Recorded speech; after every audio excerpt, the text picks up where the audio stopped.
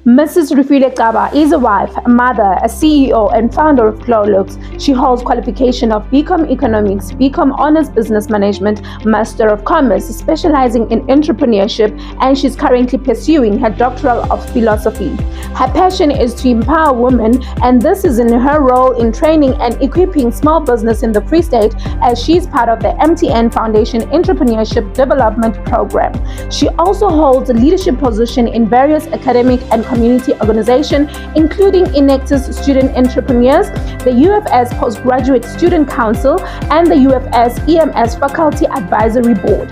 She assumed the second place at the National Indian Peach and Polish Competition, where she represented the Free State Province, and she was recently selected as one of the 10 outstanding youth in South Africa by the Junior Chamber International. Mrs. Xaba was recently celebrated by Mail and Guardian as a winner in the business category under the Mail and Guardian Power of Women competition, which recognizes women all over South Africa.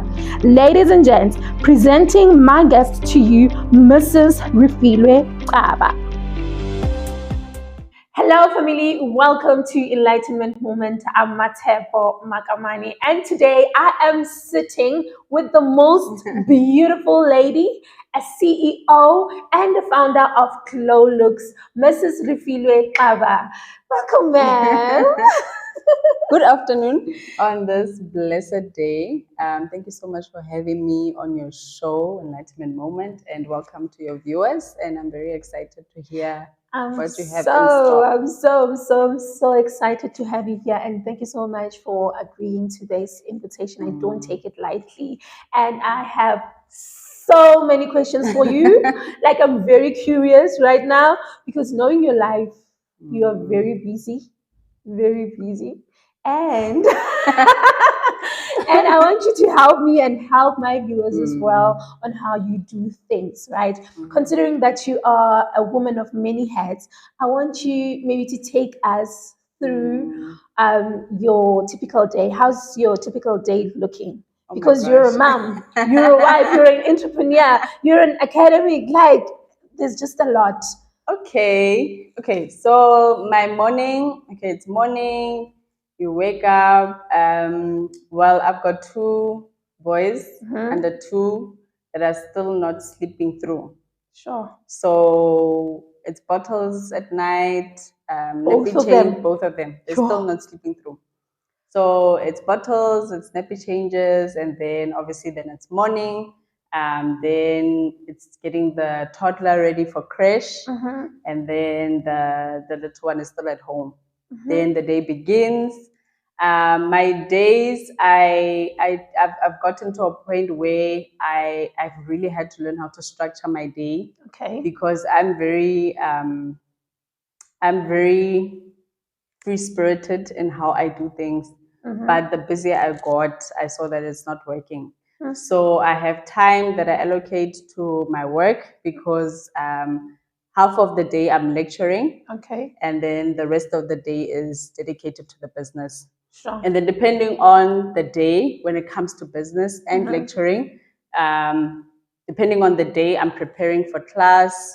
Depending on the day, I'm either focusing on sales when it comes to the business. Okay. I'm focusing on other learnership programs that I'm on with regards to the business. So training programs for entrepreneurs, or I'm focusing on marketing. I'm focusing on getting more business into the business. So that's how I've come to structure my day and make sure that I get everything done. And then at the end of the day, it's picking up my son. So that's very, very important to me. It's not just about fulfilling that role, but it's really about taking in the time because they grow up so quickly. So I don't want to miss those little moments of just picking them up from school. So I'll pick him up, come home, I have to cook. Then you cook, and then it's the night routine. They don't want to sleep. It's getting through that wrestling, getting them to eat. But I mean, above all, you can't do all of this alone. True. So I have a very solid support structure. So I have a husband who is amazing, who's hands-on every area of home. He's That's a hands-on, blessing. yes. That's a And I also blessing. have a live-in nanny. So that Oh, also that's helps nice. a lot. Oh, Yeah. okay. I must commemorate you for this good work that you're doing. You're such a hardworking lady. Thank you so much. You're such a hardworking lady, and just to think about how many women out there who are maybe finding difficult to find balance in everything that they do, and here you are, you doing all of this. Do you ever get tired, maybe in whatever that you're doing? You know what? Ever, especially since I gave birth, Okay. I have been in constant, like I said, I have not, I don't know what it is to sleep and like literally switch off because, like I said, my kids are still not sleeping through. But what I learned is that re-energizing yourself and refilling yourself is not necessarily through sleep, and rest is not necessarily sleep. Okay. So I Yeah, had true. to find ways of how to manage the tiredness, the fatigue, because you can imagine it gets too much, you know, and in that too much, you still have to find a way to get up and sort yourself out to get through the day and to prepare for the next day. So I had to find ways of what are the things that energize me, what are the things that you know fill me up, you know, apart from switching off, apart from sleeping. So for me it would definitely be I enjoy outdoors, so it would be going outdoors, even if it's just for a walk. Okay. I enjoy movies. That helps me just to switch off, especially comedy, because you don't have to concentrate. Yeah. I enjoy writing because it also just helps me to get out you know the thoughts and put them onto paper, and Yeah. that process just also helps you to release, and also obviously connecting with people, even if you don't get to reach everybody, but just that moment of release is very important. So it's normal to get tired. It's just how do you manage yourself in that state of tiredness. True, because many people like they feel very guilty when they feel tired. It's like it's not allowed for them to get tired. Yes. So, women, you're allowed. Definitely. Yeah, you're allowed. You just need to get to understand what is it that you like and what is it that makes you to relax in that moment, right? So, tell me, what is your go-to scripture that you live on daily basis, even Just one. just it could be you can't name them all, but that key scripture, there's always that one. So if I have to choose one, I'll definitely choose Ecclesiastes 3, verse 11, where it speaks about God has made everything beautiful in its time. Yeah. And then it also goes on to say, but I'm paraphrasing, it also goes on to say that, but man does not know what this beautiful is, you know, Sure. and that it's only found in Him. So what I love about that verse is that it speaks about dependence, full dependency on God, and not just in business. I mean, in family, in how you raise your children, in how you are a sister to your siblings, and how you are a daughter to your parents, you know, in who you are in society and your contribution.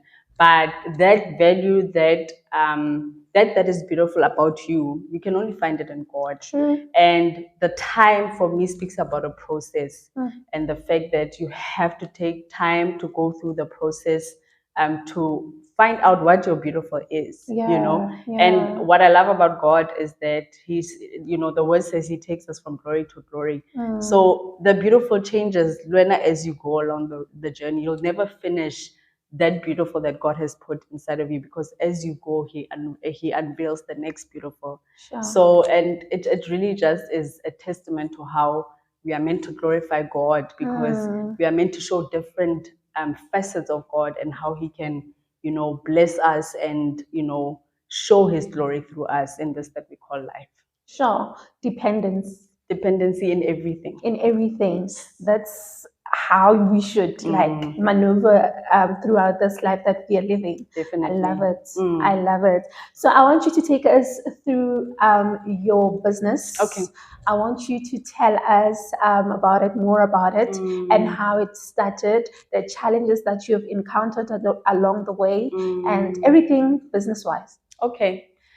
So Glow Looks found me, like I said, we spoke about dependency. Yeah. So it really I'm business minded, even in my what I've studied, my qualifications are focused on business and the economy.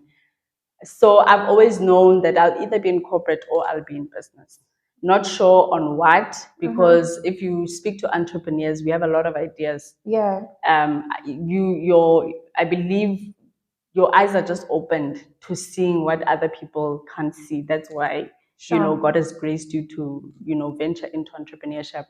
But when I started this business, I started it not wanting to start. It was not my passion. It was not something I saw. So when I started the business, I was busy with my master's. I was looking for employment in corporate because that's what I wanted at the time.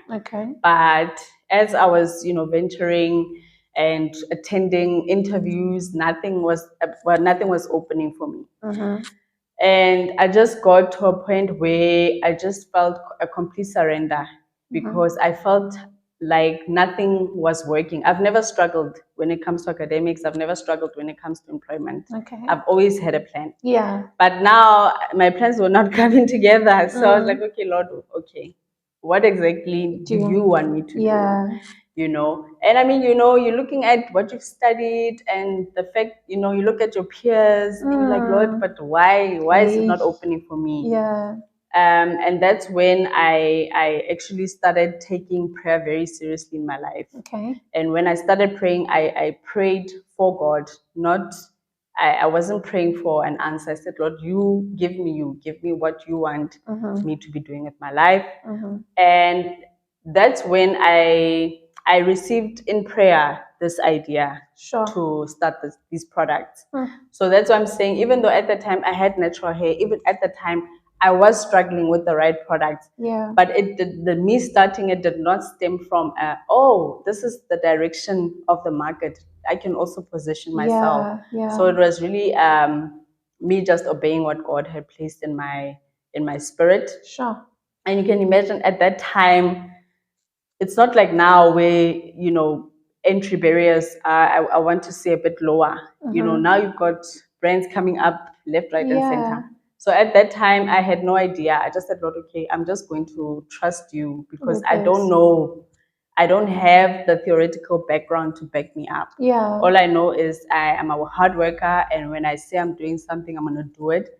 And all I have is my faith, and you are going to open the doors for me. And honestly, ever since then, God has carried me. I've been in rooms where it could only be the favor of God. Because I remember telling my husband, especially now with my recent feature in Mail and Guardian. I mean, I love my business. I love what I'm doing, but it's not. I was telling him, I'm like, it's not the cure for AIDS. But the amount of favor that God has placed upon me, I really have to highlight that it's really God who has been carrying me. So we started the product. When we started, we had an adult range, which is this one. And then this year we launched the kiddies range. And then in that process, so basically our products are aimed at the main thing that we struggle with when it comes to natural hair, which is absorption of the product itself and then retention of the product. And then also the fact that the products are moisture dense, which is the main thing that our hair needs. Because when your hair, for example, shrinks and curls up back to its original pattern, it is your hair just trying to retain the moisture that it has absorbed. And then when it's looser and straighter, it's easy for it to lose that moisture. So if you can ensure that your hair is moisturized, not only moisturized, but also you retain that moisture. And that is only possible by making sure that your products are as natural based as possible. So that's why we went the natural based route. And if you do that, then it's easy for you to treat your hair, to maintain it, and also obviously to alleviate your breakage or dryness and obviously knots that combat the process of trying to grow your hair. So yeah, let me pause there and then you will Otherwise, I'll just keep going and going. I think I needed this hair educational talk, like, because I've been struggling with my hair so much, and I've been experiencing a lot of breakage. Yeah. I'm not sure if maybe it's scalp related problems, but I've been like searching and looking for help, but they're not giving me something concrete. But I think maybe it's something that I'm not doing right.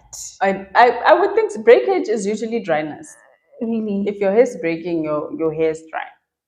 And itchy. It's dryness. Itchiness, breakage is dryness. Maybe we should do a consulting. Yeah, no, I'm available. I'm already doing that. If you want to consult, I'm available to consult. Okay. And then now, pre-COVID, we had natural hair events, so Okay. we're going to go back to that. So what we would do then is we would have models. We'd have a specific topic that we're addressing on the day. So we're definitely going to go back to that. But now the one that's coming up now is going to be focused on the kids, and then the adults will come a bit later. So that will be sometime in October. Okay. So there I'm going to be helping the mommies with like quick routines with the kids, simple hairstyles. Yeah. Because that's the other thing that I want to really address, the fact that we do such strenuous hairstyles on kids, whereas we can just make it easy for them and us. Exactly. You know, so, but I mean, if moms don't know, it gets stressful. True. Because that's another thing that you're putting on them to do. Yeah. So the easier you can make it for them, the better. So that's definitely one of the things I'll be doing in October. Sure. One thing that I want to know is, let's say for people who are not around Free State, yes, how will maybe they access that with you? Because I've been having people on my Instagram who are also experiencing the very similar problem that I was experiencing. Maybe I think I don't know how you will make your services available to someone who might say, I need maybe to consult and just check with you. Maybe is there a platform that you're going to create for them besides moms and?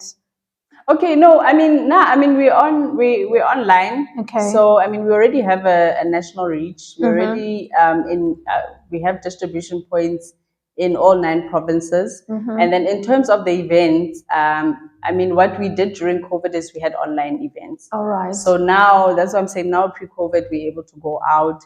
But I mean, in terms of accessing the information, we are available. Okay. They can contact us. Well, obviously, I'm sure you'll put our details. Yes. Post to the interview. Consultations, like I said, I'm already doing. If people want to consult one-on-one, and then in terms of online, we can do your lives and make sure that the content is accessible online. Yeah. But for now, we just wanted to focus on that one-on-one because hair is also very practical. Yeah. So that's what we are wanting to do now. But in terms of information, we are available. Nice. I'll definitely put on the details on the end of the video. Yes. Yeah. So I want to know also, since you're in business, is it important to have business mentors? Yes. Oh my goodness. My first mentor I was on a program called Cherry Blair. Okay. Well, sorry, the foundation is called Cherry Blair Foundation. All right. So what they do, they are based in the UK. All right. So what they do is they take an entrepreneur in a developing country, okay, and then they pair you with an entrepreneur in a developed country or a developed industry. Okay. So my mentor was in India, and she was in IT. Oh. That was my very, very first mentor. And she is the one that helped me because I remember I just launched the product and I said, okay, the next thing I want to open a natural hair salon. Okay. And there's nobody doing what I want to do where I am. Okay. In Bloemfontein in the Free State. So I don't have a close reference point. Okay. And even though she was in IT, but her business acumen helped me through the process until I finally launched the salon. Wow. So the importance of a mentor for me is it's absolutely important. If you have to, if you have to make an investment, do make an investment. But if you can't afford it, because I mean, for them also, it's business, it's work, it's time. You know, you might not be able to afford it. But what I do know is that there are a lot of entrepreneurship development programs that you can enter. And usually what the program would entail is training and a mentor.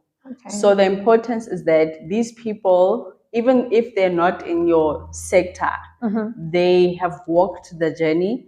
They can see your blind spots. They can see what you can't see in terms of, because sometimes you make decisions without seeing the entire picture. True. They give you that extra confidence. You know, they give you access to their networks because your win is their win.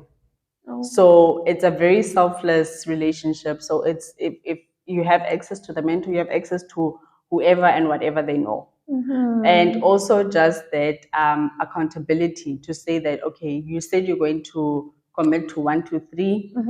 What are the results?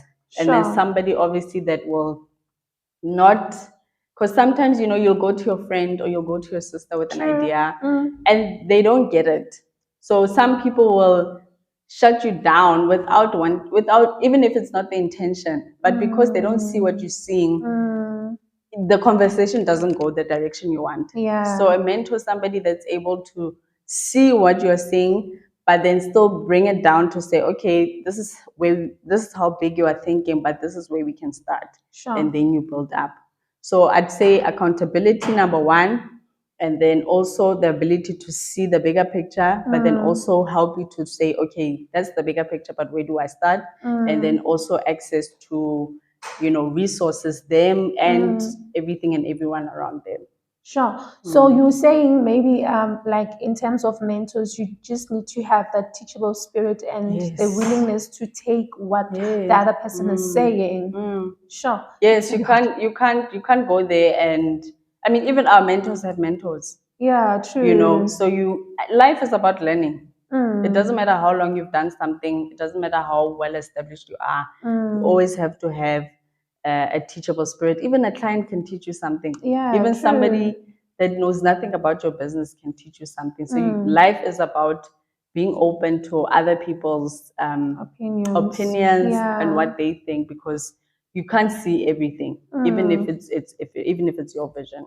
So how do you make sure that you hire the right people for your business? That aspect. Oh my goodness. Okay, so for me, it's twofold. Number one is you have to start with you as the person that's hiring. What is it that you are wanting to see in your business? All right. Because you must remember they are an extension of you. Yes. So you first have to figure out who you are to your business. Okay. And what is it that you are offering as an employee to my business? What am I offering? And then that's what you duplicate. All right. So you have to look at. So for me, I always choose, for example, somebody who, like you said, has a learning spirit. And somebody who, I always look at attitude more than skill. Because I believe skill you can teach, but I can't teach you attitude. So for me, attitude is very important. And then obviously then the competencies, you know, experience and all of that. But number one is attitude. So, but I said it's twofold. So for me, the second part would be I pray about it. So I pray that the right person gets the job. I pray that I sort of merge with the right person. But that usually helps me. And what often happens, even when I do go through that process of prayer, is that the people that are not meant to come, I already say, Lord, please, they mustn't even come to the interview. If they don't, if they're not supposed to be, and then, you know, I'll just get a call. No, I can't make it to the interview. And I'm like, no, it's fine. Okay. And you know that this person was not supposed to be part of it because you have prayed about it already. But that's what I'm saying. Both they work together. Wow, nice. I love it. Tell me, have you ever experienced any sort of negative criticism with regards to your business, or maybe if Wayne herself have maybe been negative towards what you are doing? If yes, how did you talk yourself out of it? And with the first one, how did you manage that negative criticism? Sure. Let me answer the second one while Okay. I'm thinking about the first one. Okay. Okay, so the second one I have, but not so much negative. Okay. But I went, especially at the beginning, I went through a process of I had to let go of a lot of insecurities. All right. Because the minute, remember, you stand for a business or anything that you're doing, you're going to be put out there. Yeah, Right. true. So you have to be settled in yourself. And the minute you put out there, you're not alone on the stage. You have other people on the stage. Yeah. And now you can see them. You see them different than when you were down there. Sure. And now there's a lot of comparison. Yeah. So my main I'd call it criticism towards myself was very much based on comparison. So I used to compare myself a lot to people that are doing the same thing as me.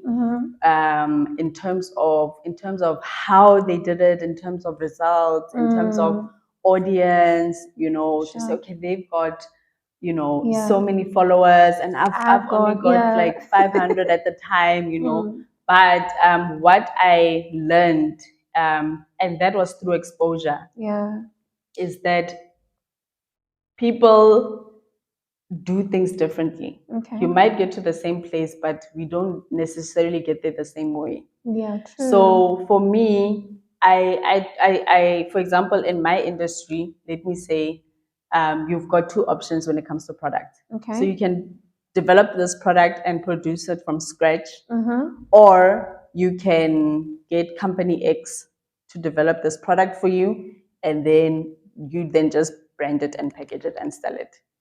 So imagine somebody who's doing this from scratch, comparing themselves to somebody who's just buying this. So that's what I'm saying. As you go along and you hear, oh, but okay, that's how this person is. Oh, okay. So I was like, no, but your journey is different. True. It's different.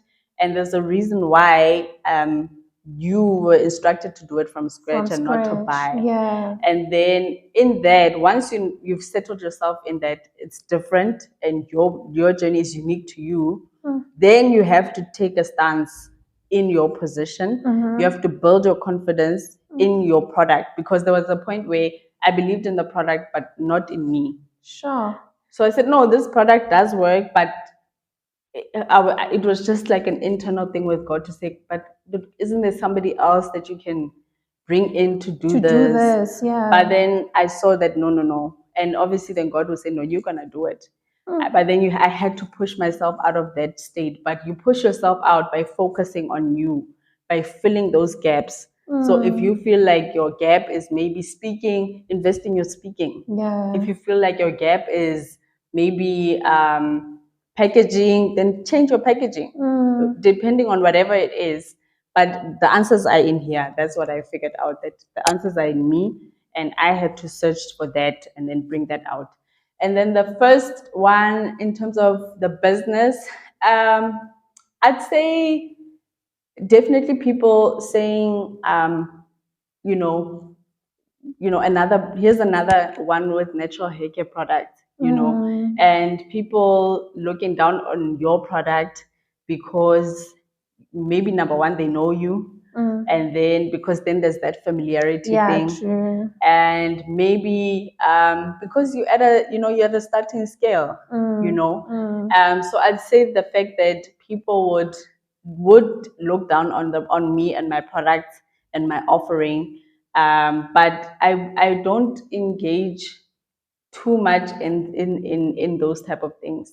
So mine is really to say, like, if I do get information like that, I'd rather focus on, okay, how do I make this bigger and better to a point where you don't even associate this with me anymore.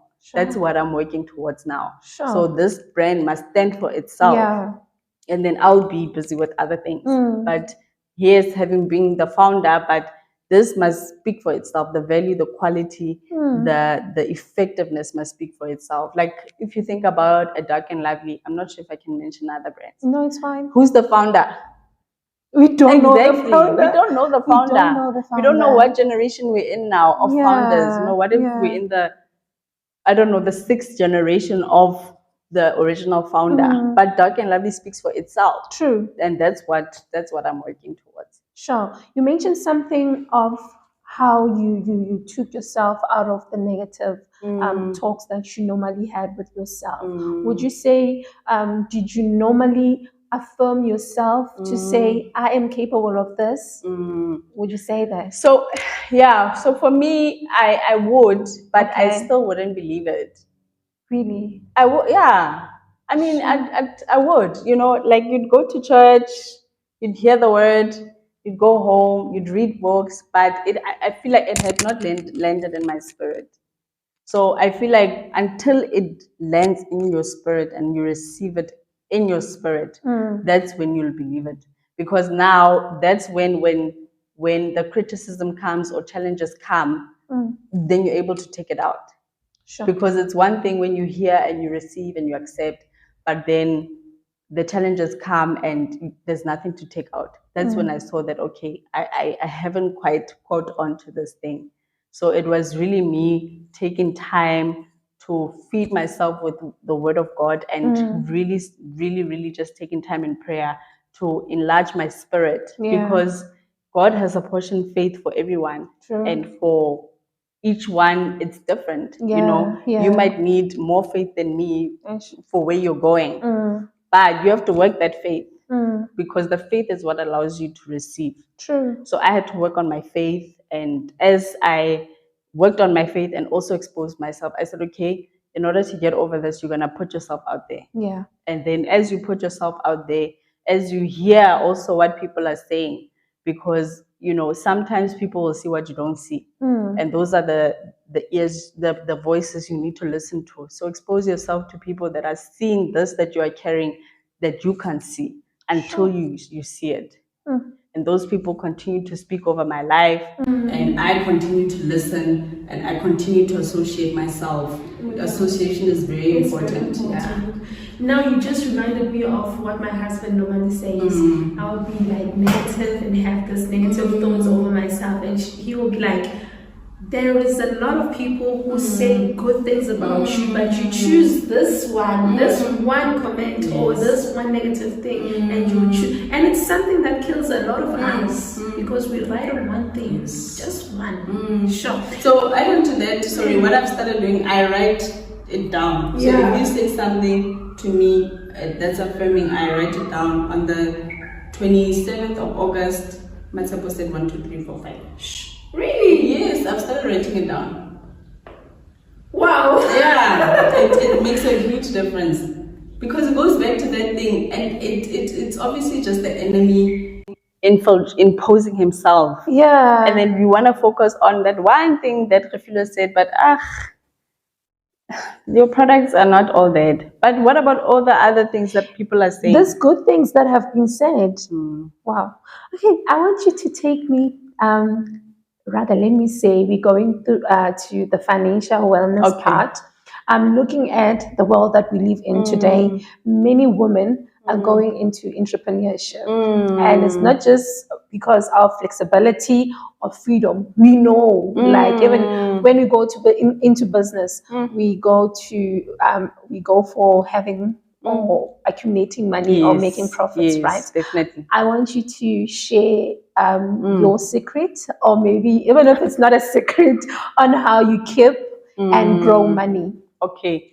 So I'd say number one, diversify your income. Okay. So I don't believe that now we are still in a state where people can have, you just have one job. Even if you are, because not everybody wants to go into entrepreneurship. True. But even if you have a 9 to 5, the other hours you can sell something. I mean, now we have network marketing where you can take somebody else's product and sell that product. So for me, my diversification is within the brand itself. So for example, we've got the products that we started. That's the one leg. the second leg is the salon, and then the third leg is we have wigs and ponytails that we sell, and then the fourth leg that we are wanting, that I'm busy with now, is a kids salon. So whatever that you have, try to get as much out of it as possible. Wow. Because even in that, for example, the other one that I started but I stopped was accessories. Okay. So it's just that I had to focus on the products because I was busy with rebranding and whatnot. So number one, diversify. So if it's in a business, diversify your options. If you are in employment, find something that you can sell that doesn't take too much out of you. Yeah. Because you must remember there's also a time factor. Don't do anything that's going to overwhelm you. True. And then also number two, savings. Try as much as you can. I know they'll tell us to save. I think the ratio is now, I think it's 20% of your salary, of your income that you have to save. So I push for that. So it will be my 10% tithe, but most of the time I can only push to 10%. But you need to save as much as you can. And then even in saving, diversify your products, because if you leave money in a savings account, you're actually losing money, because money needs to work. Yeah. So if you're gonna save, make sure it's in maybe a fixed account. So I prefer fixed saving plans over a certain amount of period that will then obviously give you a certain interest back. All right. As opposed to just leaving money in a bank, because then it doesn't work. It's just sitting there. And then also obviously try to see if you can't get involved in other small businesses. Even if it's investing in a small business, it doesn't have to be a large business that you are investing in. Yeah. So investments and savings, shares, obviously I haven't tried that. Okay. But shares, and I mean, now there's an app, I can't remember what, a friend of mine was telling me about it. You can even use that app to invest and to track your investments. Is it safe? It is safe. It's very reputable. Okay. It's very reputable, and the returns are very good. Okay. It's just that I haven't ventured into that. But I'd say for somebody who's starting, number one, make your money work for you, and then if you are in employment, find a side hustle that you can do, and then if you are starting your savings, make sure it's in a fixed product, which has a return. Because also if it's not fixed, something comes up and then you go and you take the money and then you're like, I'll pay it back, and then you don't pay it back. So just also to assist with that discipline. But yeah, don't let money sit because it loses value. True. And just to make a comment on what you have said, we live in a world where, like, many of us come from not so well backgrounds, and we have maybe someone who has just started a job, or maybe someone who have just ventured into a business. I want you maybe to advise them on how they should manage their money, because sometimes you start a business, it's doing well, but you are living from those profits, because now you have to fit the family, you need to take care of yourself and other things. What would you say to them? How should they manage their money? You know what I saw? The thing is, I started working very early. I was 23 when I got my first job. All right. While I was doing my honors. So what I saw, what I would have done differently is that start to take your money as seriously as early as possible. Don't say I'm going to enjoy, let's say, the first 3 years of working, and then I'll start being more stricter. Like, you want to reward yourself. No, I'm still young, I want to enjoy. So I'd say number one, start taking your finances seriously from the beginning. Number two, you need to set boundaries, especially when it comes to external people, beyond you. Even if it's just you, that is your family unit, and you don't have maybe a husband and children. So you must set boundaries, and then also set boundaries for yourself. And in setting boundaries, you have to be honest. So if you know that you are somebody that indulges in traveling, don't deny yourself the pleasure of traveling, but plan for it, right? So the number one thing would obviously be a budget, setting a budget, but a realistic budget. Because I feel like sometimes when we budget, we don't look at our shortcomings. Sure. We are futuristic and hopeful in how we plan, but you have a spending problem when it comes to shopping, and you are a compulsive buyer and so forth. So number one, know your habits that restrict you when it comes to financial wellness, Okay. and then start having a plan to address them. Okay. Without denying yourself. And then find a ratio, because there are ratios that will say, for example, 60% must go to fixed items, and then maybe 20% to variables, 10% savings, and then maybe another 10%, if you don't have, maybe another 10% will go to emergencies. But my thing is, find a ratio that works for you. Okay. Find a ratio that works for you, but obviously making sure that you keep the fixed items as a priority. Okay. And then where you do know you indulge, make sure it's within reasonable, it's a reasonable amount, because it doesn't help you being too strict on yourself and then you just keep falling back. So, but I'd say start with a budget. Start with a budget.